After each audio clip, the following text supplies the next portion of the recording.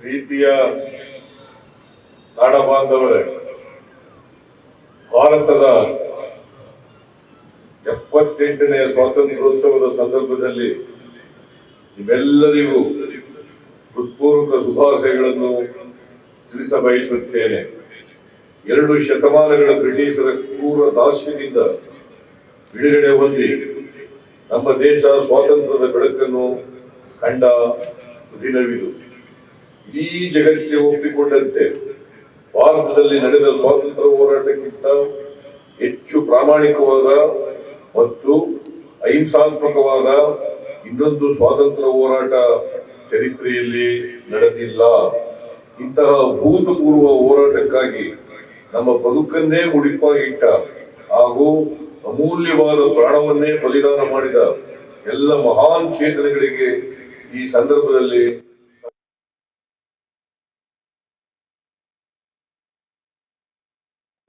ಕಾಲಘಟ್ಟವನ್ನು ಮೆಲುಕು ಹಾಕುವಾಗ ಈ ವರ್ಷ ಅಂದರೆ 2024ನೇ ಇಸ್ವಿ ಹಲವು ರೀತಿಯಲ್ಲಿ ಮಹತ್ವದ್ದಾಗಿದೆ.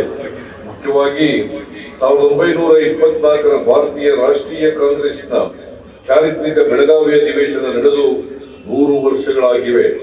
ಅದೇ ರೀತಿ ಬಾಬಾ ಸಾಹೇಬ್ ಅಂಬೇಡ್ಕರ್ ಅವರು 1924ರಲ್ಲಿ ಬಹಿಷ್ಕೃತ ಹಿತಕಾರಣಿ ಸಭಾ ಎನ್ನುವ ಮಹತ್ವದ ಸಂಘಟನೆಯನ್ನು ಸ್ಥಾಪಿಸಿದ ಚಾರಿತ್ರಿಕ ಸಂಘಟನೆಗೂ ಈ ವರ್ಷ 100 ತುಂಬುತ್ತಿದೆ. ಬೆಳಗಾವಿ ಅಧಿವೇಶನ ಮಹಾತ್ಮ ಗಾಂಧೀಜಿಯವರ ಅಧ್ಯಕ್ಷತೆಯಲ್ಲಿ ನಡೆದಿತ್ತು. ಗಾಂಧೀಜಿ ಈ ಅಧಿವೇಶನದಲ್ಲಿ ಮಾಡಿದ ಅಧ್ಯಕ್ಷೀಯ ಭಾಷಣದಲ್ಲಿ ಧಾರ್ಮಿಕ ಸಾಮರಸ್ಯ ಮತ್ತು ವಿವಿಧ ಭಾಷೆಗಳನ್ನಾಡುವ ಜನರ ನಡುವಣ ಸೌಹಾರ್ದಯುತ ಸಂಬಂಧಕ್ಕೆ ಒತ್ತು ನೀಡಿ ಮಾತನಾಡಿದ್ದರು. ಸಮಾಜದ ದಮನಿತ ವರ್ಗಗಳ ಅಭ್ಯುದಯಕ್ಕೆ ಕೈಗೊಳ್ಳಬೇಕಿರುವ ಕ್ರಮಗಳ ಬಗ್ಗೆಯೂ ಪ್ರಸ್ತಾಪಿಸಿದರು. ದ್ವೇಷ ಅಸಹನೆಗಳಲ್ಲಿ ಜಗತ್ತು ಕುರಿಯುತ್ತಿರುವ ವಿಷಕಾರಿಯಾದ ಈ ಸಂದರ್ಭದಲ್ಲಿ ಗಾಂಧೀಜಿಯವರ ಮಾತುಗಳು ಹಿಂದೆಂದಿಗಿಂತಲೂ ಹೆಚ್ಚು ಮಹತ್ವವೆನಿಸಿದೆ. ಬಾಬಾ ಸಾಹೇಬ್ ಡಾಕ್ಟರ್ BR ಅಂಬೇಡ್ಕರ್ ಅವರು ಸ್ಥಾಪಿಸಿದ ಬಹಿಷ್ಕೃತ ಹಿತಕಾರಣಿ ಸಭಾ ದಮನಿತ ವರ್ಗಗಳ ಪರವಾದ ಅವರ ಹೋರಾಟದ ಒಂದು ಪ್ರಮುಖ ಘಟನೆ. ಈ ಸಂಸ್ಥೆಯ ಮೂಲಕ ಬಾಬಾ ಸಾಹೇಬ್ ಅಂಬೇಡ್ಕರ್ ಅವರು ಶೋಷಿತ ವರ್ಗಗಳಲ್ಲಿ ಶಿಕ್ಷಣ ಮತ್ತು ಸಾಮಾಜಿಕ ಅರಿವು ಮೂಡಿಸಲು ಶ್ರಮಿಸಿದರು. ಶಿಕ್ಷಣ, ಸಂಘಟನೆ ಮತ್ತು ಹೋರಾಟ ಎಂಬ ತತ್ವದ ಸಾಕ್ಷಾತ್ಕಾರಕ್ಕಾಗಿ ಅಂಬೇಡ್ಕರ್ ಅವರು ಬಹಿಷ್ಕೃತ ಹಿತಕಾರಣಿ ಸಭಾದ ಮೂಲಕ ಶ್ರಮಿಸಿದರು. ಬೆಳಗಾವಿ ಅಧಿವೇಶನ ಮತ್ತು ಬಹಿಷ್ಕೃತ ಹಿತಕಾರಣಿ ಸಭಾದ ಸ್ಥಾಪನೆಯ ಶತಮಾನೋತ್ಸವಗಳನ್ನು ಸ್ಮರಣೀಯವಾಗಿ ಮತ್ತು ಅರ್ಥಪೂರ್ಣವಾಗಿ ಆಚರಿಸಲು ಈ ವರ್ಷ ಸರ್ಕಾರದ ವತಿಯಿಂದ ಎಲ್ಲ ರೀತಿಯ ಕ್ರಮಗಳನ್ನು ಕೈಗೊಳ್ಳಲಾಗುವುದು. ರಾಜ್ಯದಲ್ಲಿ ಹಿಂದುಳಿದ ಜಿಲ್ಲೆಗಳೆಂದು ಕರೆಸಿಕೊಳ್ಳುವ ಕಲ್ಯಾಣ ಕರ್ನಾಟಕದ ಅಭಿವೃದ್ಧಿಗಾಗಿ ಅಂದಿನ ಪ್ರಧಾನಮಂತ್ರಿ ಡಾಕ್ಟರ್ ಮನಮೋಹನ್ ಸಿಂಗ್ ಅವರ ನೇತೃತ್ವದ UPA ಸರ್ಕಾರವು ಸಂವಿಧಾನಕ್ಕೆ ತಿದ್ದುಪಡಿ ತಂದು ಆರ್ಟಿಕಲ್ 371J ಸೇರ್ಪಡೆ ಮಾಡುವ ಮೂಲಕ ಆ ಭಾಗಕ್ಕೆ ಭರವಸೆ ತುಂಬಿದರು. ಈ 10 ವರ್ಷಗಳಲ್ಲಿ ಉದ್ಯೋಗ, ಶಿಕ್ಷಣ, ಮೂಲಭೂತ ಸೌಕರ್ಯ, ನೀರಾವರಿ, ಕೈಗಾರಿಕಾ ಅಭಿವೃದ್ಧಿ ಮುಂತಾದವುಗಳ ಮೂಲಕ ಲಕ್ಷಾಂತರ ಕುಟುಂಬಗಳಲ್ಲಿ ನೆಮ್ಮದಿ ನೆಲೆಸಲು ಸಾಧ್ಯವಾಗಿದೆ. 10 ವರ್ಷಗಳ ಹಿಂದೆ ಪ್ರಾರಂಭವಾದ ಈ ಭರವಸೆಯ ಬೆಳಕಿಗೆ ಈಗ ದಶಮಾನೋತ್ಸವದ ಸಂದರ್ಭ. ಆದ್ದರಿಂದ ಸರ್ಕಾರವು ದಶಮಾನೋತ್ಸವ ಸಂಭ್ರಮವನ್ನು ಅರ್ಥಪೂರ್ಣವಾಗಿ ಆಚರಿಸಲು ನಿರ್ಧರಿಸಿದೆ. ಪ್ರಾದೇಶಿಕ ಅಸಮತೋಲನವನ್ನು ನಿವಾರಿಸುವ ನಿಟ್ಟಿನಲ್ಲಿ ಪ್ರಸಕ್ತ ಸಾಲಿನಲ್ಲಿ ಕಲ್ಯಾಣ ಕರ್ನಾಟಕ ಅಭಿವೃದ್ಧಿ ಮಂಡಳಿಯ ಮೂಲಕ 5,000 ಕೋಟಿ ರು ವೆಚ್ಚದ ಕಾಮಗಾರಿಗಳನ್ನು ಕೈಗೊಳ್ಳಲಾಗುವುದು. ಕರ್ನಾಟಕ ಮಾದರಿ ಅನ್ನ, ನೀರು ಮತ್ತು ಪ್ರಾಣಕ್ಕಿಂತ ಸ್ವಾತಂತ್ರ್ಯ ಎನ್ನುವುದು ಬಹಳ ದೊಡ್ಡದು ಎಂದು ಹೋರಾಡಿದ ಎಲ್ಲ ಮಹನೀಯರು ಕಂಡ ಕನಸಿನ ಹಾದಿಯಲ್ಲಿ ದೇಶವನ್ನು ಮುನ್ನಡೆಸುವುದಕ್ಕಾಗಿ ಮತ್ತು ಅಭಿವೃದ್ಧಿ ಸಾಧಿಸುವುದಕ್ಕಾಗಿ ಕಳೆದ 77 ವರ್ಷಗಳಲ್ಲಿ ಕರ್ನಾಟಕ ರಾಜ್ಯವು ಅತ್ಯಂತ ಮಹತ್ತರವಾದಂತಹ ಕೊಡುಗೆಯನ್ನು ನೀಡಿದೆ. ಸ್ವಾತಂತ್ರ್ಯ, ಸಮಾನತೆ, ನ್ಯಾಯಪರತೆ ಮತ್ತು ಭ್ರಾತೃತ್ವದ ಆಧಾರದಲ್ಲಿ ದೇಶವನ್ನು ಕಟ್ಟುವ ಸ್ವಾತಂತ್ರ್ಯ ಚಳುವಳಿಗಾರರ ಆಶಯವನ್ನು ನಮ್ಮ ಸಂವಿಧಾನ ಪ್ರತಿಪಾದಿಸಿದೆ. ಕರ್ನಾಟಕದ ಬಸವಾದಿ ಶರಣರು ಪ್ರತಿಪಾದಿಸಿದ ಕಾಯಕ, ದಾಸೋಹ ಮತ್ತು ಸಮಾಜ ನಿರ್ಮಾಣದ ತತ್ವಗಳು ಸಂವಿಧಾನದ ಮೂಲಭೂತ ಆಶಯಗಳಿಗೆ ಸಮೀಪವಾಗಿವೆ. ಈ ಮೌಲ್ಯಗಳನ್ನು ಆಧಾರವಾಗಿರಿಸಿಕೊಂಡು ಸಾಮಾಜಿಕ ನ್ಯಾಯ ಮತ್ತು ಆರ್ಥಿಕ ಸಮಾನತೆಗೆ ವಿಶೇಷವಾದ ಆದ್ಯತೆ ನೀಡಿ ರಾಜ್ಯದ ಸರ್ವತೋಮುಖ ಬೆಳವಣಿಗೆಯನ್ನು ಸಾಧಿಸುವ ಮತ್ತು ಆ ಮೂಲಕ ರಾಷ್ಟ್ರ ನಿರ್ಮಾಣದಲ್ಲಿ ಪಾಲ್ಗೊಳ್ಳುವ ಕಾರ್ಯವನ್ನು ಕರ್ನಾಟಕದಲ್ಲಿ ನಾವು ಮಾಡುತ್ತಿದ್ದೇವೆ. ಇದು ಅಭಿವೃದ್ಧಿಯ ಕರ್ನಾಟಕ ಮಾದರಿ. 2023ರಲ್ಲಿ ಸ್ಪಷ್ಟ ಬಹುಮತದೊಂದಿಗೆ ಅಧಿಕಾರಕ್ಕೆ ಬಂದ ನಮ್ಮ ಸರ್ಕಾರ ಕಳೆದ 15 ತಿಂಗಳುಗಳ ಅವಧಿಯಲ್ಲಿ ಈ ನಿಟ್ಟಿನಲ್ಲಿ ಸ್ಪಷ್ಟ ಹೆಜ್ಜೆಗಳನ್ನು ಇರಿಸಿದೆ. ಚುನಾವಣೆಯ ಸಂದರ್ಭದಲ್ಲಿ ನೀಡಿದ ಭರವಸೆಯಂತೆ 5 ಗ್ಯಾರಂಟಿ ಯೋಜನೆಗಳನ್ನು ಜಾರಿಗೊಳಿಸುವ ಮೂಲಕ ರಾಜ್ಯದ ಸಮಸ್ತ ಜನರ ಬದುಕಿಗೆ ಒಂದು ಆರ್ಥಿಕ ಭದ್ರತೆಯನ್ನು ಒದಗಿಸುವ ಕೆಲಸ ನಮ್ಮ ಸರ್ಕಾರ ಮಾಡುತ್ತಿದೆ.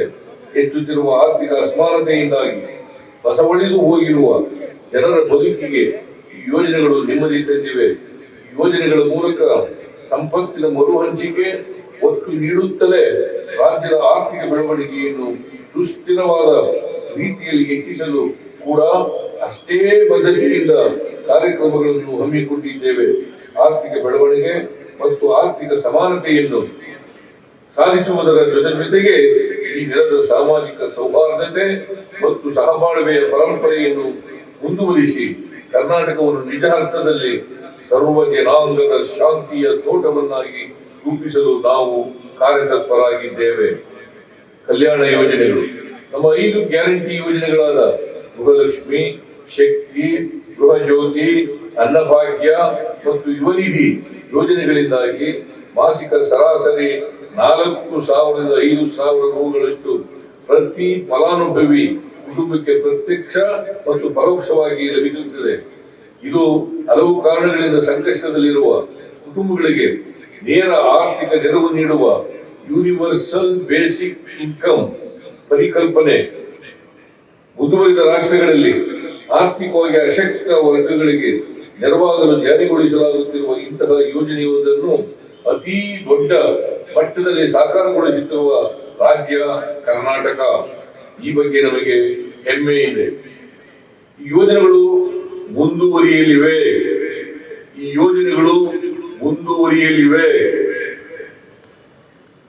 ಮಾತ್ರವಲ್ಲ, ಈ ಯೋಜನೆಗಳಿಂದ ರಾಜ್ಯ ದಿವಾಳಿಯಾಗುತ್ತಿದೆ ಎಂದು ಭವಿಷ್ಯ ನುಡಿದವರಿಗೆ ರಾಜ್ಯದಲ್ಲಿ ಆರ್ಥಿಕ ಬೆಳವಣಿಗೆಯನ್ನು ಸಾಧಿಸಿ ತೋರಿಸುವ ಮೂಲಕ ನಾವು ಉತ್ತರಿಸಲಿದ್ದೇವೆ. ಈ ಯೋಜನೆಗಳ ವ್ಯಾಪ್ತಿಯೊಳಗೆ ಹೊಸ ಆವಿಷ್ಕಾರಗಳನ್ನು ನಡೆಸಿ ಅವುಗಳು ಫಲಾನುಭವಿಗಳಿಗೆ ಇನ್ನಷ್ಟು ಹೆಚ್ಚು ನೆರವಾಗುವ ರೀತಿಯ ಕ್ರಮಗಳನ್ನು ಕೈಗೊಳ್ಳಲು ನಾವು ಉದ್ಯುಕ್ತರಾಗಿದ್ದೇವೆ. ಉದಾಹರಣೆಗೆ, ಗೃಹಲಕ್ಷ್ಮಿ ಯೋಜನೆಯಡಿ ಫಲಾನುಭವಿ ಕುಟುಂಬಗಳಿಗೆ ಯಜಮಾನಿ ಮಹಿಳೆಯರಿಗೆ ಈಗ ಮಾಸಿಕ 2,000 ರು ನೆರವು ನೀಡುತ್ತಿದ್ದೇವೆ. ಈ ಫಲಾನುಭವಿಗಳನ್ನು ಸ್ತ್ರೀ ಶಕ್ತಿ ಮಹಿಳಾ ಸ್ವಸಹಾಯ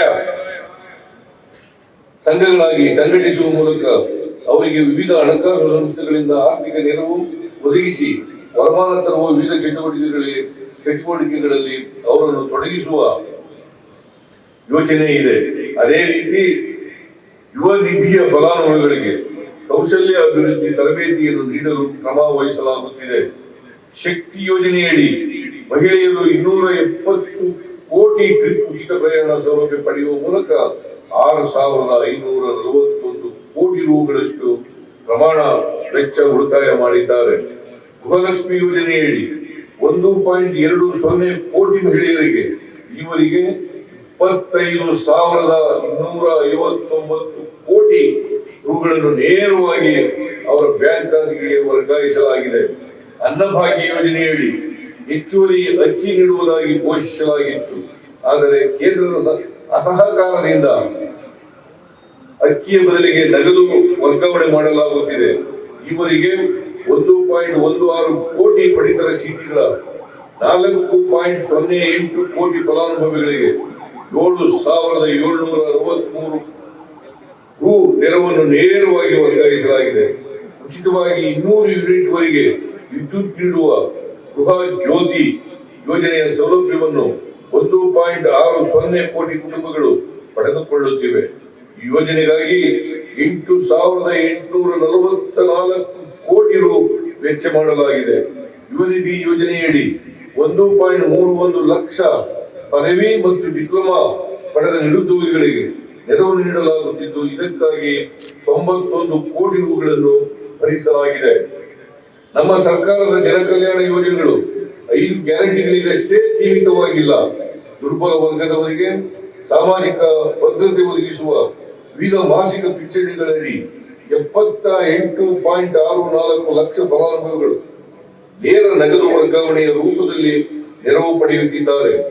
ಮೈತ್ರಿ ಯೋಜನೆಯಡಿ ಲಿಂಗತ್ವ ಅಲ್ಪಸಂಖ್ಯಾತರಿಗೆ ನೀಡಲಾಗುವ ಪಿಂಚಣಿ ಮೊತ್ತವನ್ನು 800 ರುಗಳಿಂದ 1,200 ರುಗಳಿಗೆ ಹಾಗೂ ಮಾಜಿ ದೇವದಾಸಿಯರಿಗೆ ನೀಡಲಾಗುತ್ತಿರುವ ಮಾಸಾಸನವನ್ನು 1,500 ರೂಪಾಯಿಗಳಿಂದ 2,000 ರೂಪಾಯಿಗಳಿಗೆ ಹೆಚ್ಚಿಸಲಾಗಿದೆ.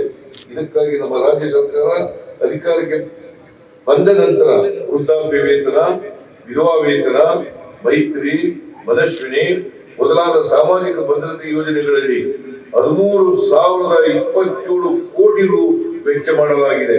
ಇದರ ಜೊತೆಗೆ ನಮ್ಮ ಸರ್ಕಾರ ಅಧಿಕಾರಕ್ಕೆ ಬಂದ ನಂತರ 6 ಉತ್ಪಾದಕರ ಖಾತೆಗಳಿಗೆ 1,822.28 ಕೋಟಿ ರುಗಳ ಪ್ರೋತ್ಸಾಹಧನವನ್ನು ಇಬಿಟಿ ಮೂಲಕ ವರ್ಗಾವಣೆ ಮಾಡಲಾಗಿದೆ. ಸಹಕಾರ ಸಂಸ್ಥೆಗಳಿಂದ ನೀಡಲಾದ ಬೆಳೆ ಸಾಲ, ಸ್ವಸಹಾಯ ಸಂಘಗಳ ಸಾಲ ಹಾಗೂ ಮತ್ತಿತರ ಸಾಲಗಳಿಗೆ 1,642 ಕೋಟಿ ರು ಬಡ್ಡಿ ಸಹಾಯಧನ ನೀಡಲಾಗಿದೆ ಹಾಗೂ 20,029 ಕೋಟಿ ರು ವೆಚ್ಚ ಭರಿಸಿ ನೀರಾವರಿ ಪಂಪ್ಸೆಟ್ಗಳಿಗೆ ಉಚಿತ ವಿದ್ಯುತ್ ಒದಗಿಸಲಾಗಿದೆ. ಕೊಬ್ಬರಿ ಬೆಳೆಗಾರರ ಸಂಕಷ್ಟಕ್ಕೆ ಸ್ಪಂದಿಸಿದ ರಾಜ್ಯ ಸರ್ಕಾರವು ಪ್ರತಿ ಕ್ವಿಂಟಾಲ್ ಕೊಬ್ಬರಿಗೆ ಹೆಚ್ಚುವರಿಯಾಗಿ 1,500 ಪ್ರೋತ್ಸಾಹಧನ ಘೋಷಿಸಿದ್ದೇವೆ. ಕನಿಷ್ಠ ಬೆಂಬಲ ಬೆಲೆ ಯೋಜನೆಯಡಿ ಕೇಂದ್ರದ ನಾಫೆಡ್ನಿಂದ ಬರಬೇಕಾದ ಪೂರ್ಣ ಅನುದಾನ ಬಿಡುಗಡೆಯನ್ನು ನಿರೀಕ್ಷಿಸಿ ರಾಜ್ಯ ಸರ್ಕಾರ ಘೋಷಿಸಿದ ನೆರವು ಸೇರಿದಂತೆ ಒಟ್ಟು 870 ಕೋಟಿ ರುಗಳನ್ನು ನೇರವಾಗಿ 58,893 ರೈತರ ಖಾತೆಗಳಿಗೆ ವರ್ಗಾಯಿಸಿದೆ. ಅಸಂಘಟಿತ ಕಾರ್ಮಿಕರ ಕ್ಷೇಮಾಭಿವೃದ್ಧಿಗಾಗಿ ಮೋಟಾರು ಮತ್ತು ಇತರ ಸಂಬಂಧಿತ ಕಾರ್ಮಿಕರಿಗೆ ಹಾಗೂ ಸಿನಿಮಾ ಮತ್ತು ಸಾಂಸ್ಕೃತಿಕ ಚಟುವಟಿಕೆಗಳಲ್ಲಿ ತೊಡಗಿದ ಕಾರ್ಮಿಕರ ಕಲ್ಯಾಣಕ್ಕೆ ಪ್ರತ್ಯೇಕ ಕಾಯ್ದೆಗಳನ್ನು ಜಾರಿಗೊಳಿಸಲಾಗಿದೆ. ಇದರೊಂದಿಗೆ ಗಿಗ್ ಕಾರ್ಮಿಕರ ವಿಮಾ ಸೌಲಭ್ಯ ಯೋಜನೆ ಮತ್ತು ಪತ್ರಿಕಾ ವಿತರಕರಿಗೆ ಅಪಘಾತ ಮತ್ತು ವೈದ್ಯಕೀಯ ಸೌಲಭ್ಯ ಯೋಜನೆಗಳನ್ನು ಜಾರಿಗೊಳಿಸಲಾಗಿದೆ. ಪರಿಶಿಷ್ಟ ಜಾತಿ ಮತ್ತು ಪರಿಶಿಷ್ಟ ಪಂಗಡದವರ ಅಭ್ಯುದಯಕ್ಕಾಗಿ ನಮ್ಮ ಸರ್ಕಾರದ ಹಿಂದಿನ ಅವಧಿಯಲ್ಲಿ ಜಾರಿಗೊಳಿಸಲಾಗಿದ್ದ SC, SP ಮತ್ತು TSP ಕಾಯ್ದೆ 2013 ಸೆಕ್ಷನ್ 7D ಅನ್ನು ಕೈಬಿಡುವ ಮೂಲಕ ಅನುದಾನ ಪರಿಶಿಷ್ಟ ಸಮುದಾಯಗಳಿಗಾಗಿಯೇ ಬಳಕೆಯಾಗುವುದನ್ನು ಖಾತರಿಪಡಿಸಲಾಗಿದೆ. ಪರಿಶಿಷ್ಟ ಜಾತಿ, ಪರಿಶಿಷ್ಟ ಪಂಗಡದವರು ಹಾಗೂ ಇನ್ನುಳಿದ ವರ್ಗದವರಿಗೆ 1 ಕೋಟಿ ರುವರೆಗಿನ ಗುತ್ತಿಗೆಯಲ್ಲಿ ಮೀಸಲಾತಿ 1 ಕೋಟಿ ರುವರೆಗಿನ ಗುತ್ತಿಗೆಯಲ್ಲಿ ಮೀಸಲಾತಿ.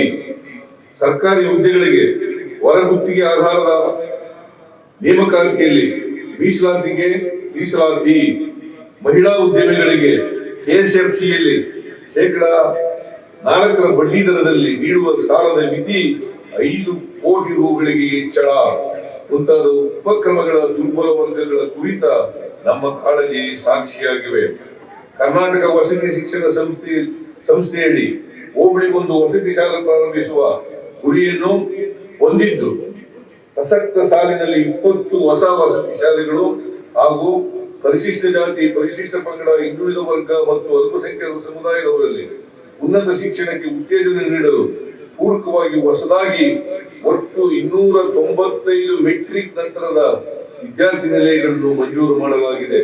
ಪರಿಶಿಷ್ಟ ಪಂಗಡದ ಅತಿ ಹಿಂದುಳಿದ 23 ಅಲೆಮಾರಿ, ಅರೆ ಅಲೆಮಾರಿ ಸಮುದಾಯಗಳ ವಿದ್ಯಾರ್ಥಿಗಳಿಗೆ ಏಕಲವ್ಯ ಮಾದರಿ ವಸತಿ ಶಾಲೆಗಳಲ್ಲಿ 20% ಮೀಸಲಾತಿ ಹಾಗೂ ನೇರ ಪ್ರವೇಶ ಅವಕಾಶ ಕಲ್ಪಿಸಲಾಗಿದೆ.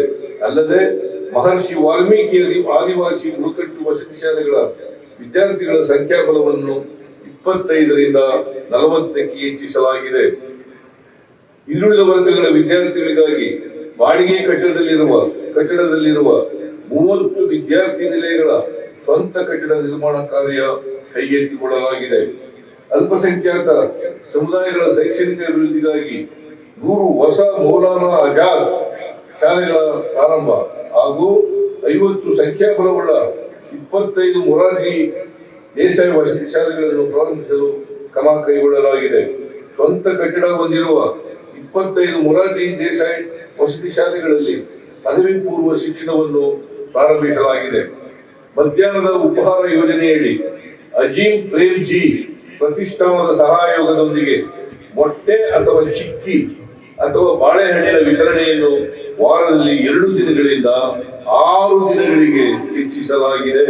ಹಾಗೂ ಶ್ರೀ ಸತ್ಯಸಾಯಿ ಅನ್ನಪೂರ್ಣ ಟ್ರಸ್ಟ್ ಮುದ್ದೇನಹಳ್ಳಿ ಇವರ ಸಹಭಾಗಿತ್ವದಲ್ಲಿ ವಾರದಲ್ಲಿ 3 ದಿನ ರಾಗಿ ಮಾಲ್ಟ್ ಅನ್ನು ನೀಡಲಾಗುತ್ತಿದೆ.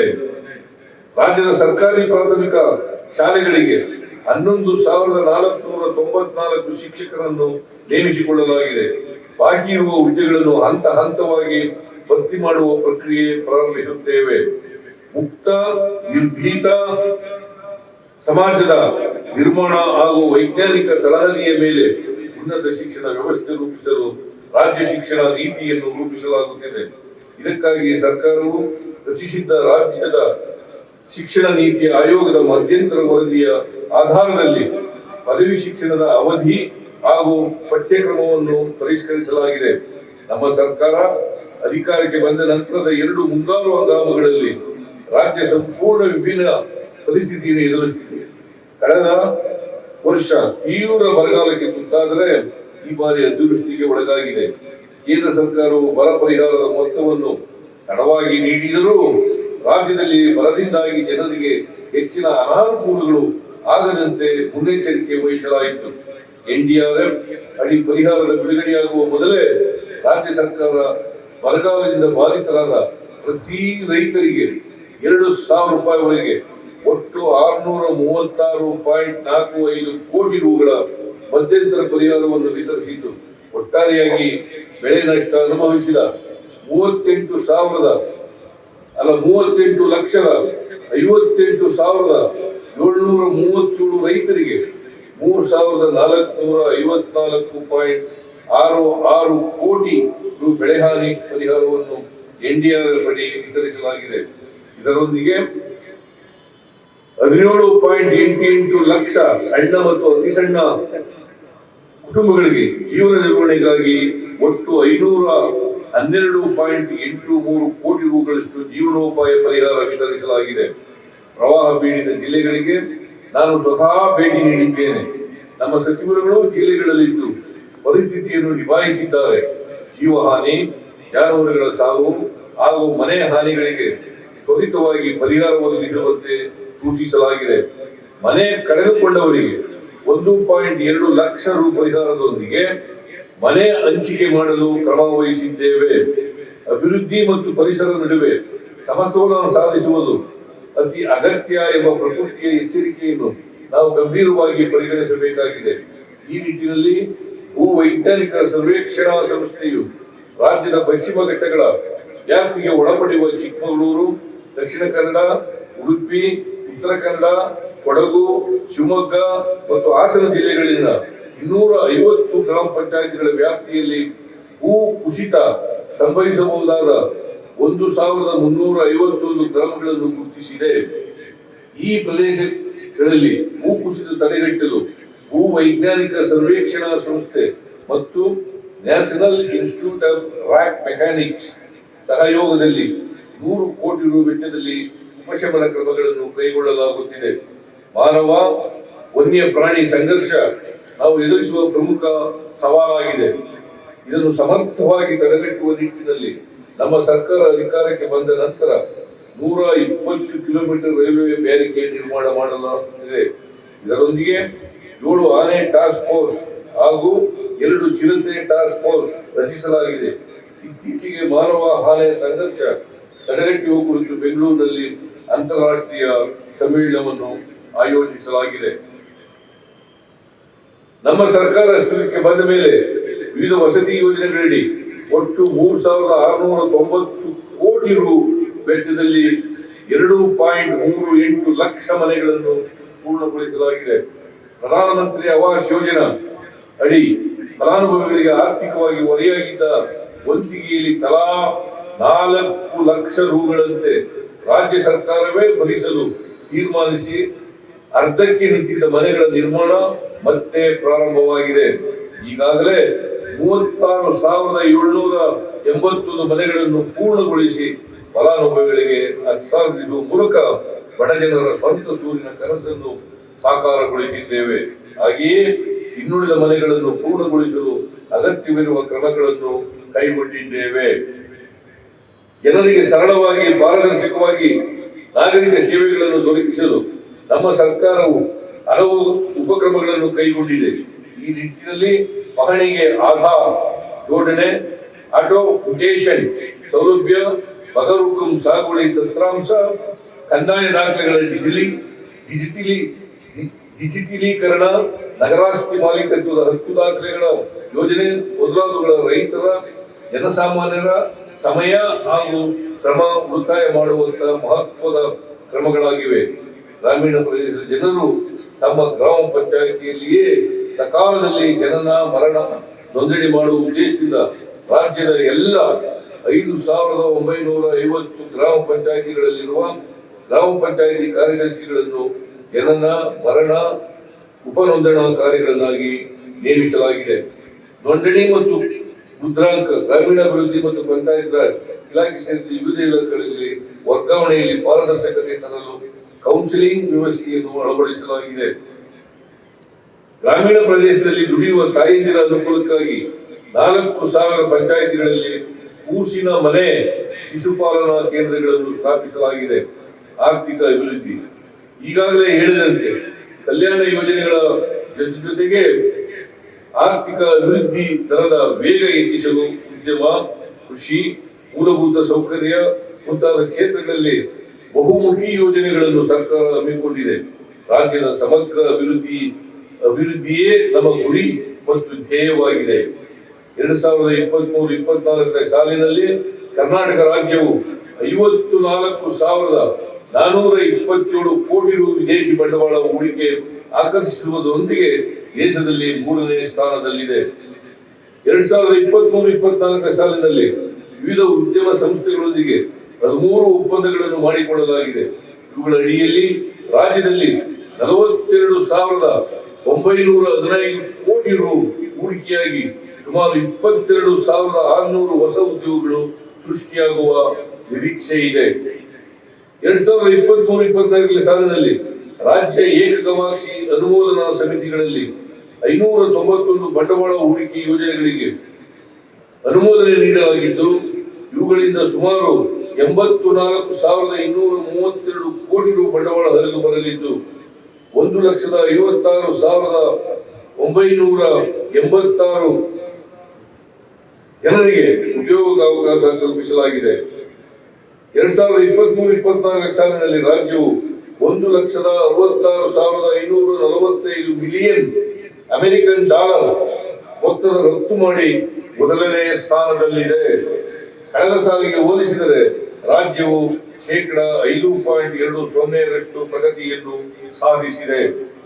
ರಾಜ್ಯಕ್ಕೆ ಅಂತಾರಾಷ್ಟ್ರೀಯ ಹಾಗೂ ರಾಷ್ಟ್ರೀಯ ಬಂಡವಾಳವನ್ನು ಆಕರ್ಷಿಸುವ ಸಂಬಂಧ ವಿಶ್ವ ಬಂಡವಾಳ ಹೂಡಿಕೆದಾರರ ಸಮಾವೇಶ ಇನ್ವೆಸ್ಟ್ ಕರ್ನಾಟಕ 225 ಬೆಂಗಳೂರಿನಲ್ಲಿ ಫೆಬ್ರವರಿ 25ರಲ್ಲಿ ಆಯೋಜಿಸಲಾಗುತ್ತಿದೆ. ಇದಕ್ಕೆ ಬರದ ಸಿದ್ಧತೆ ನಡೆಯುತ್ತಿದ್ದು, ದೇಶ ವಿದೇಶಗಳಲ್ಲಿ ರೋಡ್ ಶೋಗಳನ್ನು ನಡೆಸಿ ಹೂಡಿಕೆದಾರರನ್ನು ಆಹ್ವಾನಿಸಲಾಗುವುದು. ರಾಜ್ಯ ಸರ್ಕಾರವು ಸಂಪೂರ್ಣ ಕ್ಲೀನ್ ಮೊಬಿಲಿಟಿ ವಾಹನ ಮೌಲ್ಯ ಸರಪಳಿಯಲ್ಲಿ 50,000 ಕೋಟಿ ರು ಹೂಡಿಕೆಗಳನ್ನು ಆಕರ್ಷಿಸುವ ಹಾಗೂ ಸರಿಸುಮಾರು 1 ಲಕ್ಷ ಹೊಸ ಉದ್ಯೋಗಗಳನ್ನು ಸೃಷ್ಟಿಸುವ ಉದ್ದೇಶದೊಂದಿಗೆ ಕರ್ನಾಟಕ ಕ್ಲೀನ್ ಮೊಬಿಲಿಟಿ ಪಾಲಿಸಿ 2024-29 ಕರಡನ್ನು ನೀತಿಯನ್ನು ಸಿದ್ಧಪಡಿಸಿದ್ದು ಅನುಮೋದನೆಯ ಅಂತಿಮ ಹಂತದಲ್ಲಿರುತ್ತದೆ. ಕೃಷಿ ಕ್ಷೇತ್ರದಲ್ಲಿ ಉದ್ಯಮಶೀಲತೆ ಹೆಚ್ಚಿಸಲು ಹಾಗೂ ಗ್ರಾಮೀಣ ಭಾಗದ ಯುವಕರಿಗೆ ಉದ್ಯೋಗ ಸೃಜನೆಗಾಗಿ ಕೃಷಿ ನವೋದ್ಯಮ ಯೋಜನೆಯಡಿ 40 ಉದ್ಯಮಗಳಿಗೆ ಉತ್ತೇಜನ ನೀಡಲಾಗಿದೆ. ಐಟಿ ಬಿಟಿ ವಲಯದಲ್ಲಿ ಉದ್ಯಮಗಳ ಅಗತ್ಯಕ್ಕೆ ತಕ್ಕಂತೆ ಕೌಶಲ್ಯ ತರಬೇತಿಯನ್ನು ಒದಗಿಸಲು ಕೌಶಲ್ಯ ಸಲಹಾ ಸಮಿತಿಯನ್ನು ರಚಿಸಲಾಗಿದೆ. ಈ ಸಮಿತಿಯು ಉದ್ಯಮ ಬೇಡಿಕೆಗಳ ಅನುಗುಣವಾಗಿ ಕೋರ್ಸ್ಗಳ ವಿವರವಾದ ಯೋಜನೆ ಕುರಿತು ವರದಿ ನೀಡಿದ್ದು, ಈ ಕೌಶಲ್ಯಗಳ ತರಬೇತಿಯನ್ನು ನೀಡಲು ಕ್ರಮ ವಹಿಸಲಾಗುವುದು. ರಾಜ್ಯ ಸರ್ಕಾರದ ವಿವಿಧ ಇಲಾಖೆಗಳ ಖಾಲಿ ಇರುವ ಹುದ್ದೆ ಭರ್ತಿಗೆ ಒತ್ತು ನೀಡಲಾಗಿದ್ದು 15,428 ಹುದ್ದೆಗಳ ಭರ್ತಿಗೆ ಸರ್ಕಾರ ಅನುಮೋದನೆ ನೀಡಿದೆ. ಇಂದಿನ ಸರ್ಕಾರದ ಅವಧಿಯಲ್ಲಿ ಅಧಿಸೂಚನೆಯಾಗಿ ಬಾಕಿ ಉಳಿದಿದ್ದ 670 ಹುದ್ದೆಗಳೂ ಸೇರಿದಂತೆ ಒಟ್ಟು 11,512 ಹುದ್ದೆಗಳ ನೇಮಕಾತಿ ಪ್ರಕ್ರಿಯೆ ವಿವಿಧ ಹಂತಗಳಲ್ಲಿ ಪ್ರಗತಿಯಲ್ಲಿದೆ. ಉತ್ತಮ ಮೂಲಸೌಕರ್ಯಗಳು, ಸಾರಿಗೆ ಸಂಪರ್ಕ ಸೌಲಭ್ಯಗಳು ಆರ್ಥಿಕತೆಗೆ ಬೆಳವಣಿಗೆಗೆ ವೇಗವರ್ಧಕವಿದ್ದಂತೆ ಈ ನಿಟ್ಟಿನಲ್ಲಿ ಪ್ರಸಕ್ತ ಸಾಲಿನಲ್ಲಿ 1,917 ಕಿಲೋಮೀಟರ್ ರಾಜ್ಯ ಹೆದ್ದಾರಿ, 2,550 ಕಿಲೋಮೀಟರ್ ಜಿಲ್ಲಾ ಮುಖ್ಯ ರಸ್ತೆಗಳು ಮತ್ತು 150 ಸೇತುವೆಗಳನ್ನು ನಿರ್ಮಾಣ ಮಾಡಲಾಗುವುದು. SSDP ಹಂತ 5 ಅಡಿಯಲ್ಲಿ ಒಟ್ಟು 9,000 ಕೋಟಿ ರು ಮೊತ್ತದಲ್ಲಿ 2,500 ಕಿಲೋಮೀಟರ್ ಹೆದ್ದಾರಿಗಳ ಅಭಿವೃದ್ಧಿಯನ್ನು 2 ಘಟ್ಟಗಳಲ್ಲಿ ಕೈಗೊಳ್ಳಲು ಅನುಮೋದನೆ ನೀಡಲಾಗಿದೆ. ಘಟ್ಟ 1ರ 4,000 ಕೋಟಿ ರು ಮೊತ್ತದಲ್ಲಿ 1,467 ಕಿಲೋಮೀಟರ್ ಹೆದ್ದಾರಿ ಅಭಿವೃದ್ಧಿ ಕಾಮಗಾರಿಗೆ ಟೆಂಡರ್ ಪ್ರಕ್ರಿಯೆ ಪ್ರಗತಿಯಲ್ಲಿದೆ. ಗ್ರಾಮೀಣ ರಸ್ತೆಗಳ ಅಭಿವೃದ್ಧಿಗಾಗಿ PMGSY ನಮ್ಮ ಗ್ರಾಮ ನಮ್ಮ ರಸ್ತೆ ಮತ್ತು ವಿಶೇಷ ಅಭಿವೃದ್ಧಿ ಯೋಜನೆಗಳಡಿ ಒಟ್ಟು 803.32 ಕಿಲೋಮೀಟರ್ ಉದ್ದದ ರಸ್ತೆಯನ್ನು 463.11 ಕೋಟಿ ರೂಗಳ ವೆಚ್ಚದಲ್ಲಿ ಅಭಿವೃದ್ಧಿಪಡಿಸಲಾಗಿದ್ದು, ಪ್ರಗತಿ ಪಥ ಹಾಗೂ ಕಲ್ಯಾಣ ಪಥ ಯೋಜನೆಯಡಿ ಒಟ್ಟು 8,260 ಕಿಲೋಮೀಟರ್ ಉದ್ದದ ರಸ್ತೆಯನ್ನು 6,190 ಕೋಟಿ ರೂಗಳ ವೆಚ್ಚದಲ್ಲಿ ಅಭಿವೃದ್ಧಿಪಡಿಸಲು ಕ್ರಮ ಕೈಗೊಳ್ಳಲಾಗಿದೆ. ಬೆಂಗಳೂರು ನಗರವನ್ನು ವಿಶ್ವ ದರ್ಜೆಯ ನಗರವನ್ನಾಗಿ ಅಭಿವೃದ್ಧಿಪಡಿಸಲು ಬ್ರ್ಯಾಂಡ್ ಬೆಂಗಳೂರು ಪರಿಕಲ್ಪನೆಯನ್ನು ಜಾರಿಗೊಳಿಸಲಾಗಿದೆ. ನಗರದಲ್ಲಿ ವಿನೂತನ ಆರ್ಥಿಕ ಸಂಪನ್ಮೂಲ ಕ್ರೋಢೀಕರಣ ಮಾದರಿಯಡಿಯಲ್ಲಿ ಇಂಟಿಗ್ರೇಟೆಡ್ ಫೈನಾನ್ಷಿಯಲ್ ಮಾಡೆಲ್ ಕನಿಷ್ಠ 48,681 ಕೋಟಿ ವೆಚ್ಚದಲ್ಲಿ ದೀರ್ಘಾವಧಿಯ ಮೂಲಭೂತ ಸೌಕರ್ಯ ಯೋಜನೆಗಳನ್ನು ಕೈಗೆತ್ತಿಕೊಳ್ಳಲು ಯೋಜಿಸಲಾಗಿದೆ. ಬೆಂಗಳೂರಿನ ಸಂಚಾರ ದಟ್ಟಣೆ ನಿವಾರಣೆಯ ಉದ್ದೇಶದಿಂದ ಪೆರಿಫೆರಲ್ ರಿಂಗ್ ರೋಡ್ ಯೋಜನೆಯನ್ನು ಅನುಷ್ಠಾನಗೊಳಿಸಲು ನಮ್ಮ ಸರ್ಕಾರ ದೊಡ್ಡ ಸಂಕಲ್ಪ ಮಾಡಿದೆ. ರಾಜ್ಯದ ನೀರಾವರಿ ಯೋಜನೆಗಳನ್ನು ತ್ವರಿತಗತಿಯಲ್ಲಿ ಅನುಷ್ಠಾನಗೊಳಿಸುವ ಉದ್ದೇಶದಿಂದ ಈ ಬಾರಿ ಹೆಚ್ಚಿನ ಅನುದಾನ ಒದಗಿಸಲಾಗಿದೆ. ಪ್ರಸಕ್ತ ಸಾಲಿನಲ್ಲಿ ಈವರೆಗೆ ಎತ್ತಿನಹೊಳೆ ಯೋಜನೆಯಡಿ 855.02 ಕೋಟಿ ರು ವೆಚ್ಚ ಭರಿಸಲಾಗಿದೆ. ಮೇಕೆದಾಟು ಸಮತೋಲನ ಜಲಾಶಯ ಹಾಗೂ ಕುಡಿಯುವ ನೀರಿನ ಯೋಜನೆಯ ಕಾಮಗಾರಿ ಮತ್ತು ಭೂಸ್ವಾಧೀನ ಪ್ರಕ್ರಿಯೆಗಳನ್ನು ಚುರುಕುಗೊಳಿಸಲು ಕಾವೇರಿ ನೀರಾವರಿ ನಿಗಮ ವ್ಯಾಪ್ತಿಯ ವಿಭಾಗ ಕಚೇರಿ ಮತ್ತು ಉಪವಿಭಾಗ ಕಚೇರಿ ಸ್ಥಳಾಂತರ ಮಾಡಲಾಗಿದೆ. ಕೇಂದ್ರ ರಾಜ್ಯ ಸಂಬಂಧದ ಸವಾಲುಗಳು. ದೇಶದ ಒಕ್ಕೂಟ ವ್ಯವಸ್ಥೆಯಲ್ಲಿ ಕೇಂದ್ರ ಮತ್ತು ರಾಜ್ಯಗಳ ಸಂಬಂಧವನ್ನು ಸಂವಿಧಾನ ಸ್ಪಷ್ಟಪಡಿಸಿದೆ. ಜನಕಲ್ಯಾಣ ಕಾರ್ಯಗಳನ್ನು ಅನುಷ್ಠಾನಗೊಳಿಸುವುದು ರಾಜ್ಯಗಳ ಜವಾಬ್ದಾರಿಯಾಗಿದ್ದು, ಅವುಗಳಿಗೆ ಪೂರಕವಾಗಿ ಸಂಪನ್ಮೂಲ ಒದಗಿಸುವುದು ಕೇಂದ್ರದ ಹೊಣೆಗಾರಿಕೆ. ಇತ್ತೀಚಿನ ವರ್ಷಗಳಲ್ಲಿ ಕೇಂದ್ರ ಸರ್ಕಾರ ಈ ಆಶಯದಿಂದ ದೂರ ಸರಿಯುತ್ತಿರುವ ಹಿನ್ನೆಲೆಯಲ್ಲಿ ರಾಜ್ಯಗಳಿಗೆ ಅನುದಾನ ಹಂಚಿಕೆಯಲ್ಲಿ ತಾರತಮ್ಯವಾಗುತ್ತಿದೆ. ಸಂವಿಧಾನದ ಆಶಯಗಳನ್ನು ನಿರ್ಲಕ್ಷಿಸಿ ರಾಜ್ಯಗಳಿಗೆ ದೊರೆಯಬೇಕಾದ ಹಣಕಾಸಿನ ಪಾಲನ್ನು ನೀಡಲು ಮೀನಾಮೇಷ ಎಣಿಸಲಾಗುತ್ತಿದೆ. ಕೇಂದ್ರದಿಂದ ನ್ಯಾಯಯುತವಾಗಿ ಬರಬೇಕಾದ ಪರಿಹಾರದ ಮೊತ್ತ ಪಡೆಯಲು ನ್ಯಾಯಾಲಯದ ಮೊರೆ ಹೋಗುವ ಅನಿವಾರ್ಯತೆ ಎದುರಾಗಿರುವುದು ಜನಹಿತಕ್ಕೆ ಒಳ್ಳೆಯದಲ್ಲ. ಮುಂದಿನ ದಿನಗಳಲ್ಲಾದರೂ ಕೇಂದ್ರ ಸರ್ಕಾರವು ರಾಜ್ಯಗಳು ಅಭಿವೃದ್ಧಿಯಾದರೆ ಮಾತ್ರ ದೇಶದ ಅಭಿವೃದ್ಧಿ ಸಾಧ್ಯ ಎಂಬುದನ್ನು ಮನಗಂಡು ರಾಜ್ಯಗಳ ಅಭಿವೃದ್ಧಿಗೆ ಅನುದಾನಗಳನ್ನು ಬಿಡುಗಡೆ ಮಾಡಬೇಕೆಂದು ಈ ಸಂದರ್ಭದಲ್ಲಿ ಸಮಸ್ತ ನಾಡಬಂಧುಗಳ ಪರವಾಗಿ ಒತ್ತಾಯಿಸುತ್ತೇನೆ.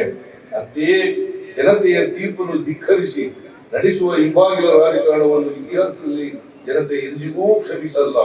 ಪ್ರಜಾಪ್ರಭುತ್ವ ವ್ಯವಸ್ಥೆಯಡಿ ನಾಡಿನ ಮಹಾಜನತೆ ನೀಡಿದ ತೀರ್ಪನ್ನು ಗೌರವಿಸಿ ಸಂವಿಧಾನದ ಆಶಯಗಳ ಪ್ರಕಾರ ವಿರೋಧ ಪಕ್ಷಗಳು ಜವಾಬ್ದಾರಿಯುತವಾಗಿ ನಡೆಯಬೇಕೆಂಬುದನ್ನು ಎಲ್ಲರೂ ನಿರೀಕ್ಷಿಸುತ್ತಾರೆ. ಕಳೆದ ಲೋಕಸಭಾ ಚುನಾವಣೆಯಲ್ಲಿ ತಮ್ಮ ರಾಜಕೀಯ ಪ್ರಬುದ್ಧತೆ ಮೆರೆದಿರುವ ಮತದಾರರು ಪ್ರಜಾಪ್ರಭುತ್ವ ಯಾರ ಕೈಗೊಂಬೆಯಾಗಲು ಸಾಧ್ಯವಿಲ್ಲ ಎಂಬ ಸಂದೇಶ ನೀಡಿದ್ದಾರೆ.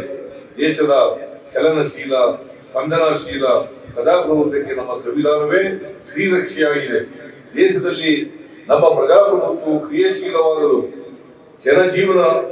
ಜನಜೀವನದ ಸಹಜ ಮತ್ತು ಅವಿಭಾಜ್ಯ ಭಾಗವಾಗಿರಲು ಎದುರಾಗಬಹುದಾದ ಅಡ್ಡಿ ಆತಂಕಗಳ ಕುರಿತು ಬಾಬಾ ಸಾಹೇಬ್ ಅಂಬೇಡ್ಕರ್ ಅವರು ಅಂದೇ ಮುನ್ನೆಚ್ಚರಿಕೆ ನೀಡಿದ್ದರು. ಮೊದಲನೇದಾಗಿ ಜಾತಿ ಮತದ ಆಧಾರದ ಮೇಲೆ ವಿಭಜನೆಯ ರಾಜಕಾರಣ ಮಾಡುವ ವಿಚ್ಛಿದ್ರಕಾರಿ ಶಕ್ತಿಗಳನ್ನು ಅಧಿಕಾರದಿಂದ ದೂರ ಇಡಬೇಕು. ಎರಡನೇದಾಗಿ ಸಂವಿಧಾನಿಕ ಸಂಸ್ಥೆಗಳು ಮತ್ತು ಆಶಯಗಳನ್ನು ಬುಡಮೇಲು ಮಾಡುವ ಮನಸ್ಥಿತಿಯ ವ್ಯಕ್ತಿಗಳನ್ನು ಅಧಿಕಾರದಿಂದ ಮುಲಾಜಿಲ್ಲದೆ ದೂರ ಇಡಬೇಕು. ಅಂತಿಮವಾಗಿ ಸಾಮಾಜಿಕ ಪ್ರಜಾಪ್ರಭುತ್ವ ಇಲ್ಲದ ರಾಜಕೀಯ ಪ್ರಜಾಪ್ರಭುತ್ವ ಉಳಿಯಲು ಸಾಧ್ಯವಿಲ್ಲ ಎಂದು ಅವರು ಎಚ್ಚರಿಸಿದ್ದರು. ನಾಡಿನ ಸಮಸ್ತ ಜನರು ಸ್ವಾತಂತ್ರ್ಯ ಹೋರಾಟಗಾರರ ಮೂಲ ಆಶಯಗಳಿಗೆ ಅನುಗುಣವಾಗಿ ನಡೆದುಕೊಳ್ಳುವುದೇ ನಾವು ಅವರಿಗೆ ಸಲ್ಲಿಸುವ ಗೌರವವಾಗಿರುತ್ತದೆ. ಈ ಸಂದರ್ಭದಲ್ಲಿ ರಾಷ್ಟ್ರಪಿತ ಮಹಾತ್ಮ ಗಾಂಧಿ, ಭಗತ್ ಸಿಂಗ್ ಮತ್ತು ಹುತಾತ್ಮರಾದ ಅವರ ಕ್ರಾಂತಿಕಾರಿ ಸ್ನೇಹಿತರು, ನಮ್ಮ ಸಂವಿಧಾನ ನೀಡಿದ ಬಾಬಾ ಸಾಹೇಬ್ ಅಂಬೇಡ್ಕರ್, ವೈಜ್ಞಾನಿಕ ಮತ್ತು ಜಾತ್ಯತೀತ ತಳಹದಿಯ ಮೇಲೆ ಆಧುನಿಕ ಭಾರತ ನಿರ್ಮಾಣಕ್ಕೆ ಬುನಾದಿ ಹಾಕಿದ ಜವಾಹರಲಾಲ್ ನೆಹರು ಮುಂತಾದ ಮಹನೀಯರನ್ನು ನಾವು ಸ್ಮರಿಸಬೇಕು ಹಾಗೂ ಅವರ ಆಶಯಗಳನ್ನು ಪಾಲಿಸಬೇಕು. ಇಲ್ಲದಿದ್ದರೆ ನೆರೆಹೊರೆಯ ದೇಶಗಳಲ್ಲಿ ತಲೆದೋರಿರುವ ಪ್ರಕ್ಷುಬ್ಧ ಪರಿಸ್ಥಿತಿ ಇಲ್ಲಿಯೂ ಎದುರಾಗಿ ಬಿಡಬಹುದು ಎಂಬ ಎಚ್ಚರಿಕೆ ನಮ್ಮೆಲ್ಲರಲ್ಲಿ ಇರಬೇಕಾಗುತ್ತದೆ. ಎಲ್ಲ ಜಾತಿ ಹಾಗೂ ಮತಗಳ ಜನರು ಒಟ್ಟುಗೂಡಿ ಸ್ವಾತಂತ್ರ್ಯ ಗಳಿಸಿದ್ದೇವೆ. ಎಲ್ಲರೂ ಒಟ್ಟುಗೂಡಿ ಈ ಅಮೂಲ್ಯ ಸ್ವಾತಂತ್ರ್ಯವನ್ನು ಉಳಿಸಿಕೊಳ್ಳಬೇಕಾಗಿದೆ. ಮತದ ಬಿರುಕುಗಳನ್ನು ತೊರೆಯವೆ, ನುಡಿಗಳ ಒಡಕುಗಳನ್ನು ಮರೆಯವೆ, ಹೊತ್ತ ತೊಡಕುಗಳನ್ನು ಬಿರಿವೆ, ಸ್ವಾತಂತ್ರ್ಯದ ಸ್ವರ್ಗ ಚೇರೆ ಪುಣ್ಯದೇಣಿ ಮೆಟ್ಟಲು.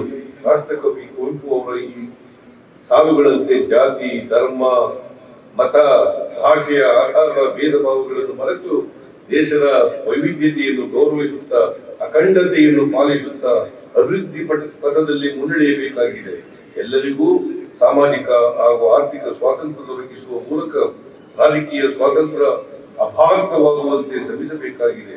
ಈ ಗುರಿ ಸಾಧನೆಗಾಗಿ ನಾವೆಲ್ಲರೂ ಒಟ್ಟಾಗಿ ದುಡಿಯೋಣ. ಸ್ವಸ್ಥ, ಸಮೃದ್ಧ, ಸಮಸಮಾಜದ ನಾಡು ಕಟ್ಟೋಣ ಎಂದು ಆಶಿಸಿ ನನ್ನ ಮಾತುಗಳನ್ನು ಮುಗಿಸುತ್ತೇನೆ. ಮತ್ತೊಮ್ಮೆ ನಿಮ್ಮೆಲ್ಲರಿಗೂ 78ನೇ ಸ್ವಾತಂತ್ರ್ಯೋತ್ಸವದ ಶುಭಾಶಯಗಳು. ಜೈ ಹಿಂದ್, ಜೈ ಕರ್ನಾಟಕ.